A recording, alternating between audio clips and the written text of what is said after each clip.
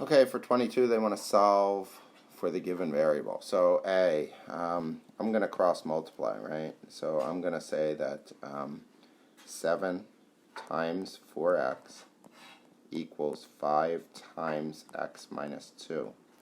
So that's 28x equals distribute, right? 5x minus 10, subtract 5x, so I get 23x equals negative 10. Divide by 23, I get x equals negative 10 23rds. Okay, so there's A. Let's do B, right? First I'll distribute, right? So I get negative 6b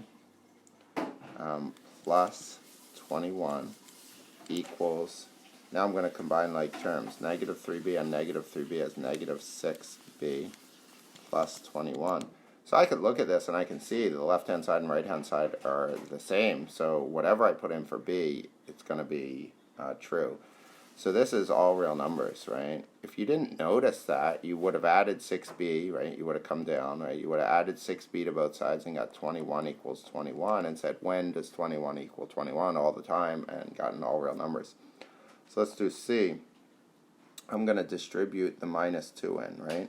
So I get 6 minus 2c plus 6, right? Negative 2 times negative 3 is plus 6 equals 12. Then I have a 6, and 6 is 12, right? Minus 2c equals 12. Subtract 12 from both sides. Negative 2c equals 0, and divide by negative 2. 0 over negative 2 is 0, so c equals 0. If I substitute the 0 in, I would get 6, 0 and negative 3. 6 plus 6 equals 12, so that looks like it works. So this was B, A, B, and C.